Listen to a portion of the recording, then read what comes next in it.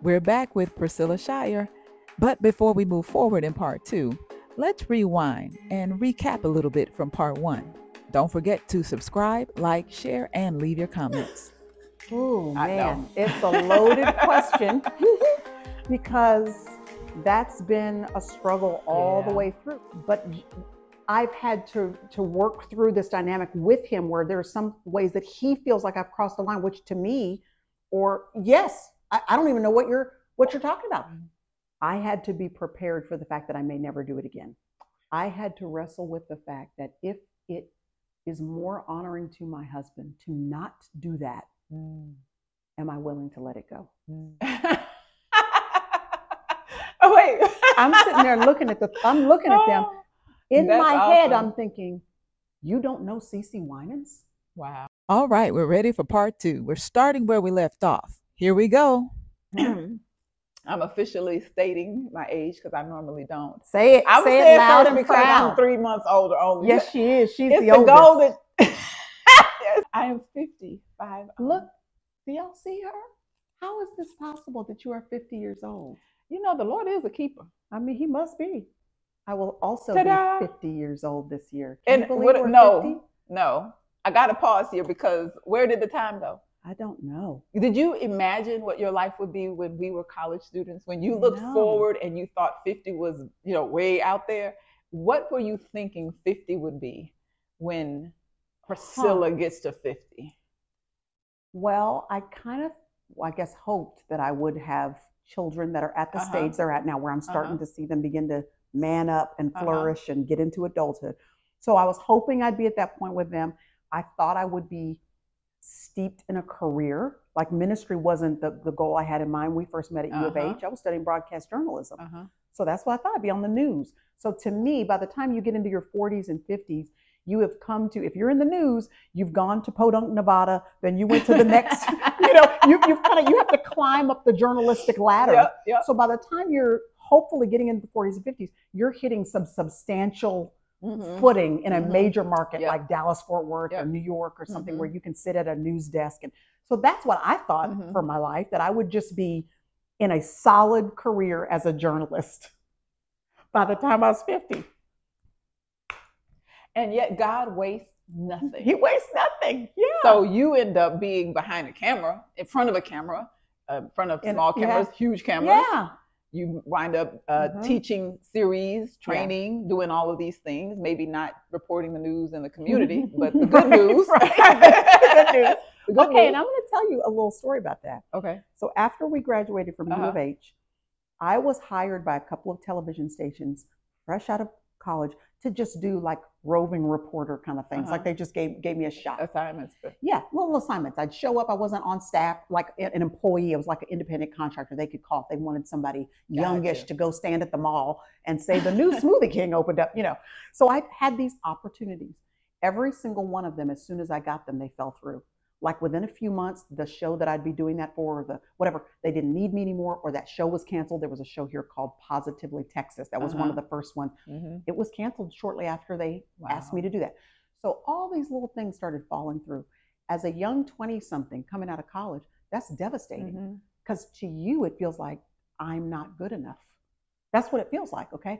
So I did those few years. It's just kind of disturbing and discouraging. And fast forward, I get to, I guess, 28 years old was the first time I did a Bible study series. And I'm standing in front of, I think there were about, let's say 60 or 70 women in the audience. And then it's a 3-camera shoot. And I remember the director of the shoot coming to me right before we started. And he's trying to tell me about tally lights. He's trying to tell me to make sure I don't just speak to the people who are there, but that I talk to the person that's going to be on the other side of the screen. He's giving me direction.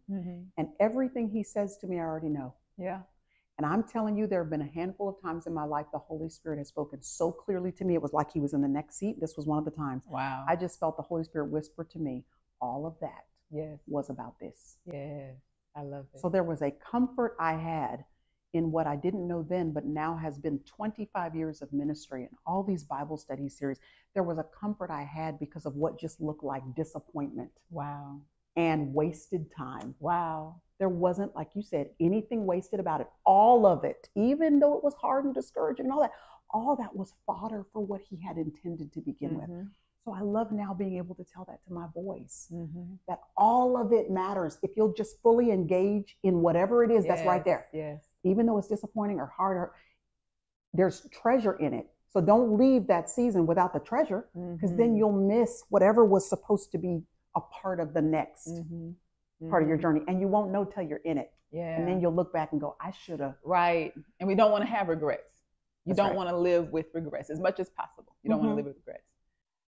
So since you brought up your boys, I do have to talk about motherhood. You are a boy mom for real, a man child. I might get great daughter-in-laws one day.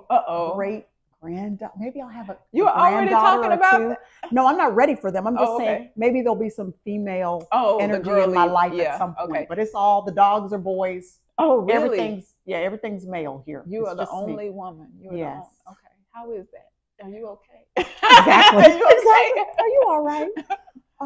I guess I am, because it's all I know.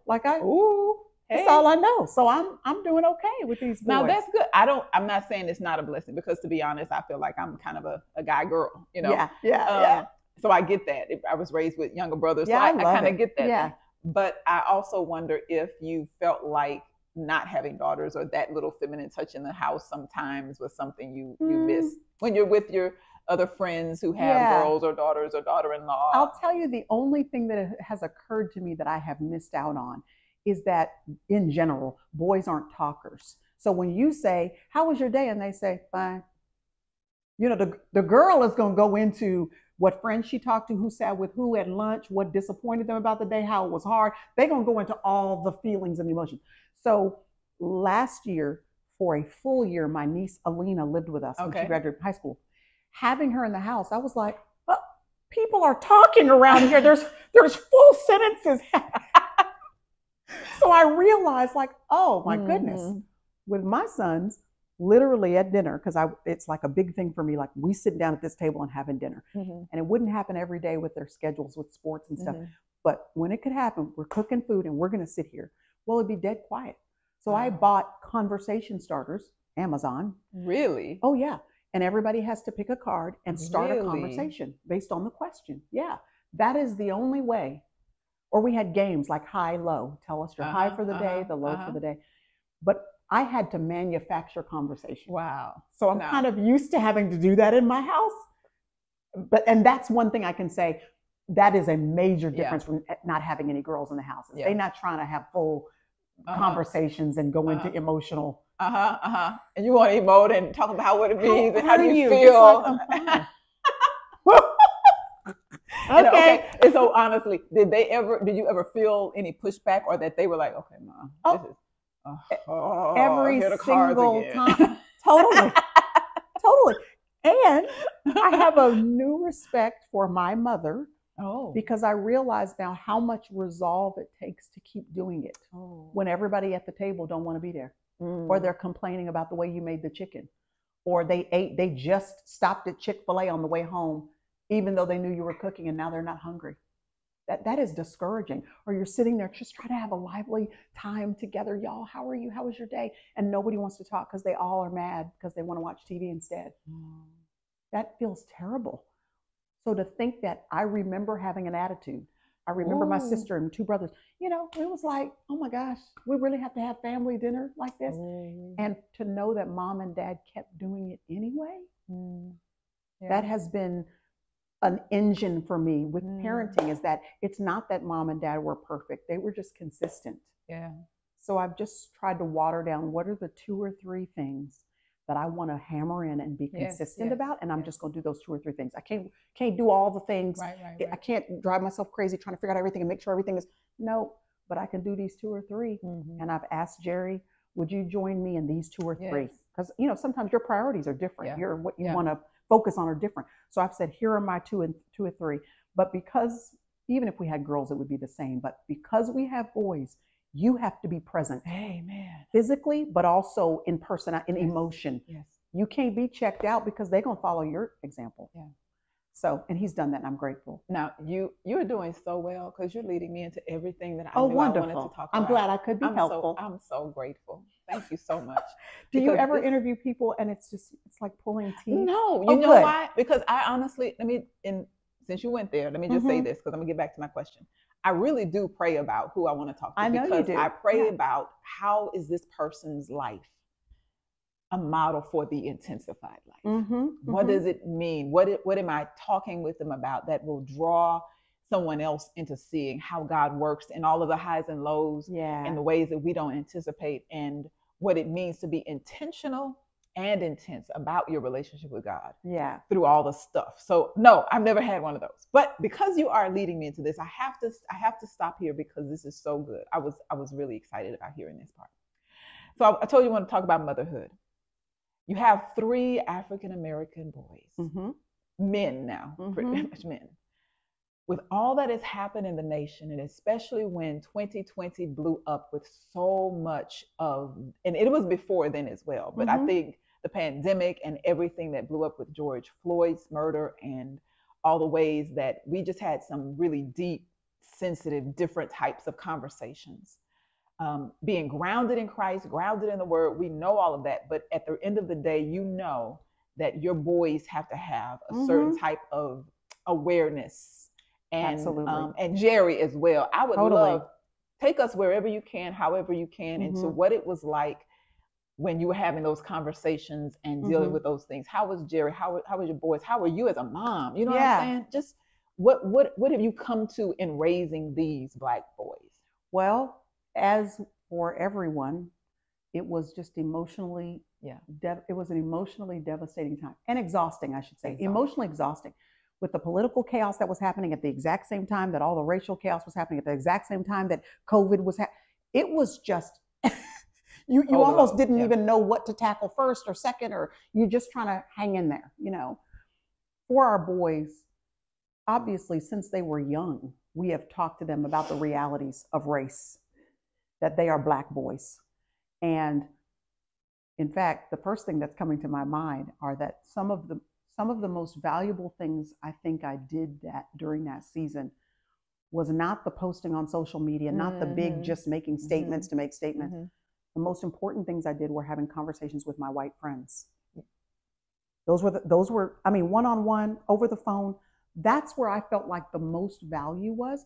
Because if they were, you know, authentically, they weren't trying to be funny. They were like, you know, I haven't even had conversations with my kids yet about racial things. Let's say little Becky is 7 or 8 or 9, and they haven't talked to me yet because they don't want to create something in their mind that they don't think is, you know, stirring them up at too early an age. And I just wanted them to see that question right there shows privilege. Ma'am. Because my boy is also 7 or 8.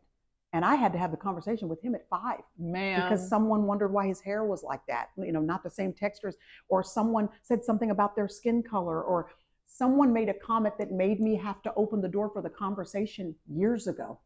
So if they didn't have the option of, there was no option, they have to know right now before you get this license, that when you drive this car and if you get pulled over, there is a reality that people have prejudice they don't even know they have. So you have to be aware of that reality in a way that Becky or, you know, little Sammy doesn't have to be aware of that. But I would say to them, if your kid is going to be my kid's friend, they have to be aware, especially given the climate the way it was then in the acute moment of 2020. Your child should know and be aware because they're my kid's friend.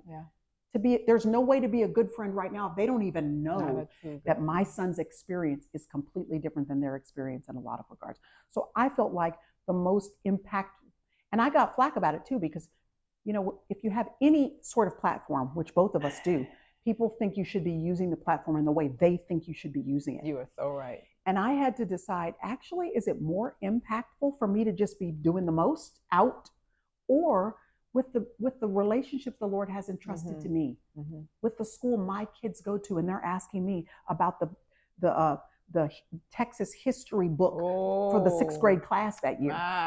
And I'm looking in it and I realize slaves just appear. There's no backstory to how this slave got on this. All of a sudden it's just slaves. So the first time my kid sees himself in the history book is going to be as a slave. And I went to the school and they were very receptive. They want to know. I said, somebody, the teacher, whoever teaching this class, you need to print up an extra curricular, what is it, extra whatever you call it. Lesson plan, or an article. It can be a one-page article that gives clarity on how that slave got here. That's important, so that the 4 Black students you have in this class of 20 don't feel like their history is that. If you're going to tell that part, you have to tell more of it, which might make the white children feel uncomfortable. But you ready? We always feel uncomfortable when we're in situations where the first mention is that perspective without the full context. So to me, I just felt like, Lord, what have you put in my hands to do? What is the circle that's right here? And then resisting the pressure that it's easy to feel when everybody thinks you should be doing it. I tried to resist that pressure. And we're just having this conversation. I'm getting so off task. But I feel like sometimes, because social media adds pressure, and because, we jump out on hills and die on hills that God never called us to die on. We out there. So by the time we get to the hill, he actually said, we don't have no energy. The assignment. So it's not that these aren't good hills, but I was able to redirect people to folks where this is their hill. Listen to this person who has learned, who has studied, who has insight. The Jamar Tispys and the Latasha Morrisons and the people that that was their. Don't look at me. I have things to say, but really they are the voices for this moment. Look there. But Lord, you have entrusted to me a sphere. And so what do you want me to do in this sphere with these 3 boys, with this school context, with my friends that are calling to get insight on how to move? Let me just steward this instead of trying to do the most on a hill that might not be my hill to die on right now. This is good. And here again, you're leading me to something I want to touch on before we have to wrap up, because I feel like, I know we could have talked for a lot longer because there's so much life between us, just as individuals personally, but then there's the world we live in. How do you handle your critics? I'm curious. Critics, because everybody wants to put pressure or an expectation on you, what they think you ought to speak on, what they think you ought to do, what they think. And whether it is a 2020 racial tension atmosphere, racially charged atmosphere, or whether it is something else related to any and everything. It's always somebody has an opinion. I've talked to a few different content creators, social media influencer people, and I've always been curious. How do you handle, because let me tell you something. Tell me. I wasn't going to say this, but I am now. Yes, you are. No, really. I have not addressed it, but there was one post I made when the founding pastor of my church passed. He died in May. Huge celebration of his life, because this was a man on the front line in Houston during the civil rights era. Okay. So highly respected. People don't even know. So many don't even know what he gave and who he was and what he stood for. Wow. And how many thousands, and that's not an exaggeration, how many thousands benefited from his ministry. And personally, he would get money to take to the prison, to put on prisoners' books, because maybe they didn't have family thinking of them, So my point is that I put one post out just generally in my own way, acknowledging and celebrating his life, saying that I always look up to you because he's just a great guy. Yeah. Do you know how many people came at me because they felt like, because they didn't see a cross, we're a cult? Because I said, I look up to him, I'm worshiping a man. Because, and they don't know anything about me, him, nothing. Yeah. So it made me wonder, how do others who have much more of a platform and many more eyes on you, have you ever had a moment that you were like, really? And how have you how have you dealt with critics or people who just have their own opinion, and they don't know you, they have no clue, but you're gonna still smile and be gracious? Am I? I'm just playing. Yeah, you have been. You've been. I know. You're gonna smile and be gracious. Some things you have to ignore, yes, but what is kind of been your way to process through that? I'm human. So you feel it, is my point. You do feel it, even if you have a thick skin. Yeah. You feel it. It stings a bit, because somehow in your mind you've created this naive reality that, oh, people know me. So they would know my intention, even if it didn't come across right, or I said it a little bit like I should have been more clear, but they know my heart. And actually, no, they don't. Or they do and don't care, right? So when it seems like the people that are most critical are the loudest. Yeah. I have never been more grateful for encouragement than in those seasons where the critiques are loud. Because even if I'm attempting to ignore them, because they're so loud and vocal, and because social media amplifies everybody's voice and gives them access to us to some extent, you start, things creep in even if you're not paying attention, which means I feel more pressed about being loud in encouragement, not just thinking the encouraging thing about the person, but posting that, saying that, texting that, because that is counteracting. You have no idea how many other voices that are coming in from the other direction. And I know what it's meant to me. So you've asked me, is there a time where that's been hard? And I think it was in 2018. Man, somebody took one statement that I said out of a 60-minute message, sort of reframed it, and it was totally what? I was so blindsided. First of all, I didn't remember the message. It was from 5 years earlier. And then taking 60 seconds out of it, what are you even talking about? I could see how I could have been much clearer in what I said. But the responses of people jumping on the bad bandwagon, what it feels like on this side of it is that the whole world thinks this just because they're loud. But really, it's actually just a small group of people who are bored. They must be bored. I think they must be bored in life, because who has time? That's what I was saying. I'm so confused how everybody has the time. That is what I was saying. But here's what I've learned. When something like that happens in our lives privately, I'm not talking about, I shouldn't say in our lives privately, because that's different when it's someone that has an investment in your life. But when we're just getting whatever, number one, don't read your own press, good or bad. But number two, when you have negative coming at you from people you don't know, but you can feel it because it's on your Twitter feed or it's Facebook, you can feel it. Remind yourself it's a small group of people. The world is big, small group of people. And also, if you respond, it adds fuel. If this person has 3 followers and they've made a comment, the only people that saw that comment was those 3 people.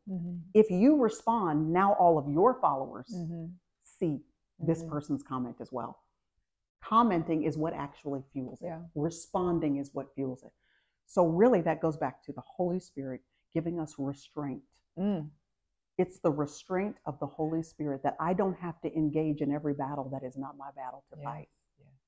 So I think that through the years, it's just been a thickening of skin where it's just like, these people have no investment in my life and they have no interest in me doing well. They literally are just here to tear down and to be trolls and to make something out of nothing. Wow. So it bothers me less. Now, you still feel it because you're human. So if you see it, you're like, oh man, they totally misunderstood me. Or I thought they knew me by now, that I wouldn't say that. Like, this has been my whole life and ministry has been this. Why would I say that? So you feel kind of wounded that you thought people knew you by now, But I just feel like you have to leave that part to the Lord. The people that are in my circle who have earned the right to criticize, or to give me advice, or to ask me to re-steer, or to retool the way I'm saying, those people are invested in me doing well. Those are the voices that I listen to. And all the other ones, it's like, I just don't put weight on it. Yes. I like the word invested in you. Yeah. They invested in me. They're connected. There's a relationship. Yeah. And it comes out of a place of love too. Out of a place of love. It does. It makes a big difference. Totally different. That's right. I know that you have great things coming up. In this very moment, 2024 has been As do you. Great. I feel it brewing. Anyway, go ahead. You so You have great things coming up. I want to acknowledge that you are so gracious early on. You've been a supporter of many. As I said, I do follow your Instagram, and every now and then, as you have been gracious to me now, you will give another sister or brother or somebody a shout out. You put out a book. I know you've got a new book coming out. I know you have movies coming out. I know you have a lot going on. But what is Priscilla looking forward to? Just in life, or just this year? Just, in life. I mean, just a little sneak peek. Like, what are you looking forward to? I am looking forward to a slower pace of life. Oh, okay. I ran full speed intentionally. We enjoyed all the travel and all the things, and now I'm looking forward to still being very intentional about ministry, but being able to do it at a pace that just leaves more margin than I've had in the past. Yeah. Just more breathing room for nothing. I mean, I'm like, taking a walk is my jam. I want to take a walk for an hour every day. I love walking and I love being outside and just doing that. And I want to watch Netflix without feeling like, oh, so should be writing right now. Yeah. I don't want to always have something heavy on my plate. I just want to cook the meal and just have the margin to do that. Take the walk and have the margin to do that. Yeah. Go on a date and not feel bad that we should be. No, I don't want pressure all the time. I just want to have margin. And so I feel grateful. You know, both of us know that now that we are 50-ish, we know some people who didn't make it to 50. Yeah. Okay. Yeah. We also know some people who made it to 50, but they're so deteriorated, whether in their physical bodies for reasons that could be blamed on them. But a lot of people, it's not reason, it's just life. So, or they are mentally deteriorated, they're emotionally incapacitated because of woundings that have happened for these past 30 years. So to get to this season and still have the presence of mind and the physical capability, even with the little aches and pains that come with, age. Oh my goodness. They come with age. A little bit, your knee, you wake up and you're like, why does my knee hurt? All I did was go to sleep. So, there's those realities, but to realize I'm healthy. Yes. The Lord preserved my sanity. He kept me emotionally stable, and now I can enjoy. I don't want to race through and look back and realize I did the most, but I didn't really enjoy it. And I'm going to tell you something. Mom, when she was up on her way up out of here, which this December will be 5 years, I know. Okay, which I can't believe that. But the last 2 months of Mom's life, she said, we had lots of conversations about lots of things. But one thing she said over and over again is, I want you kids to stop and smell the roses. Wow. Meaning do the ministry, enjoy it, but stay a couple extra days then in that city. Wow. And see the city. Don't just be there and go to the convention center and speak and then come home. Yeah. Take your spouse and see the city. Take your kids. Say no to a whole bunch of stuff so that you can say yes to going on a vacation. Go to Italy. Take a walk in the neighborhood. Go to the mall. Yeah.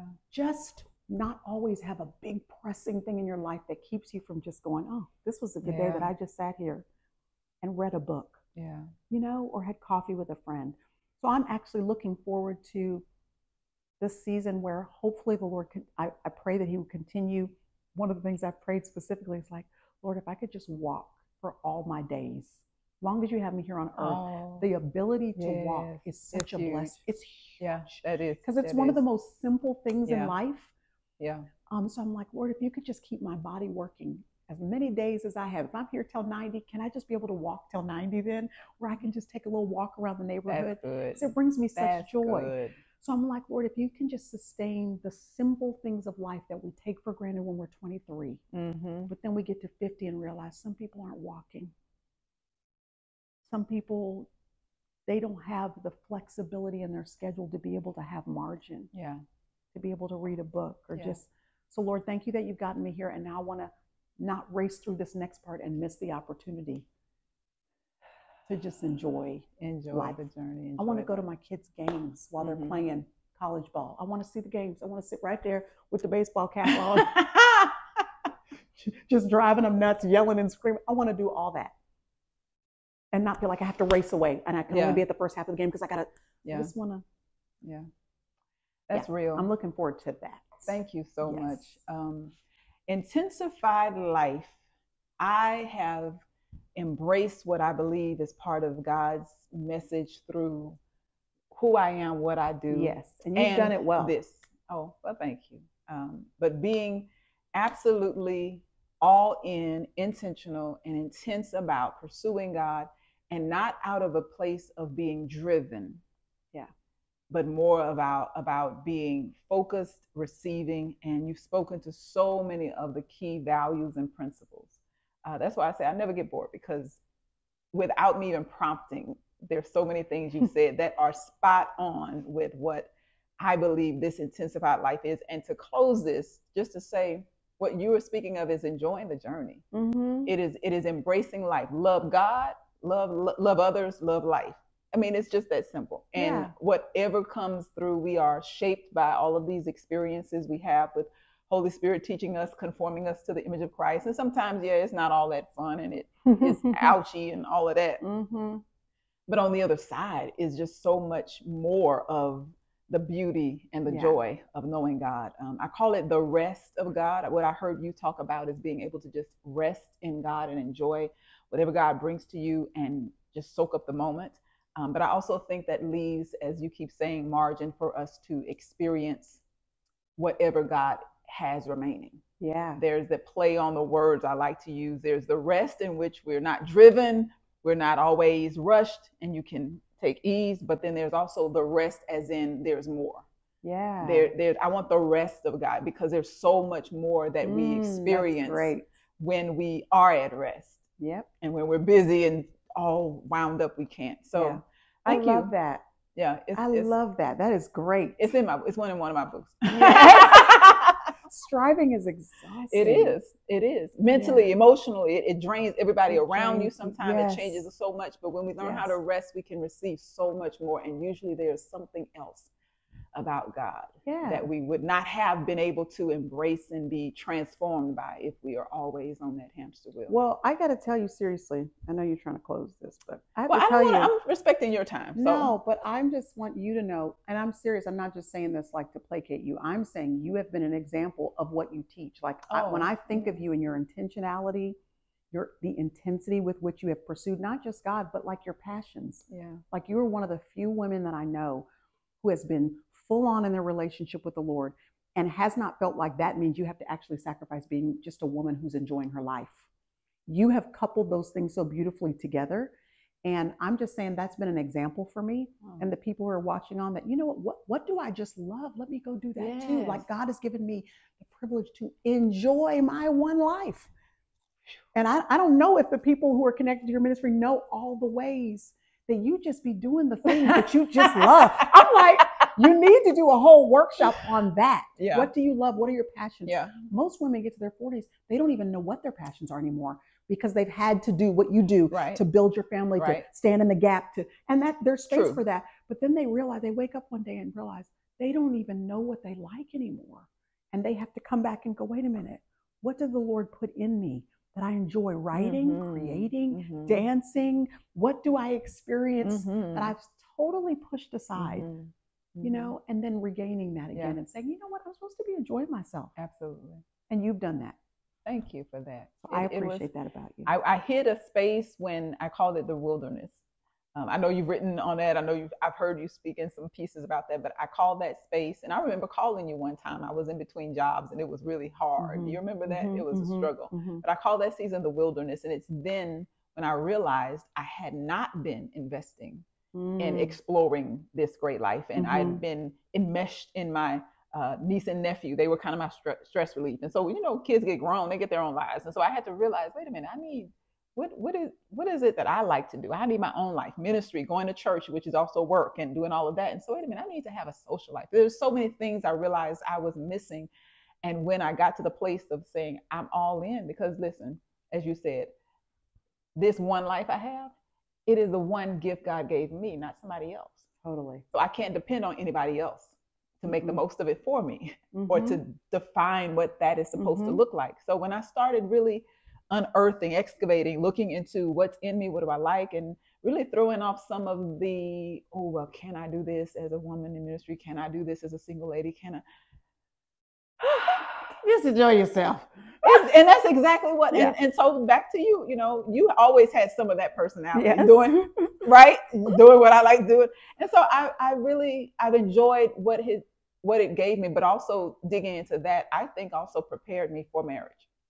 That is so interesting. You just said that because in my mind, let me tell you, in my mind, what I was thinking is this next phase of your life of feeling like you do about living your life and enjoying your life, and showing women how to do that both of those things can coexist. I think that's going to just be a whole nother element of ministry the Lord's going to open up to you. Even it might be through what you say, but I'm talking about your example. That is a picture that we don't get to see modeled enough. Oh, well, you know, they call me model preacher sometimes. So okay, model preacher. I have fun. I do, and I've chosen not to let anything squash that. So that to me is all part of the abundant life, the intensified life, because on the other side, being completely authentic in the fullness of whatever God has put in you. So that's why I love when you were talking about movies. You didn't even know you would enjoy it. And now you've gotten to do it more often. I'm like, that's what I'm saying. Yes, take the adventure. Take the risk. See, that's what I'm saying. That's another principle. Okay, we gotta stop. We gotta stop. We'll be here forever. This is what I mean. I have so loved this. It's been refreshing. Me too. I am so grateful you allowed me to come into your personal space. I thank you for just being who you are. Let's just catch up for a minute. And I'm excited about what the next phase means for both of us on the other side of 50 now. We get to see what the new chapter, the rest of the life is going to unfold. And I'm grateful for you. So thank you. I love you. Thank you for this time. I love you, model preacher. You better believe I'm going to call you that for the rest of our lives. That's cool. You won't be the only one. Listen, I am excited about what's to come, and I want you to stay tuned. You know, you need to subscribe, like, and share. I'm sure you've heard so much in this conversation that will bless someone else. And of course, we've got more coming up because we don't stop here. We keep on moving forward so that you can be inspired to be intentional and intense in your pursuit of God. This is Dr. Lekesha B with Intensified Life TV. Thank you. Thank you so much. So great. I appreciate you. Who do you have somebody slated that you're interviewing next? Like, who's your next?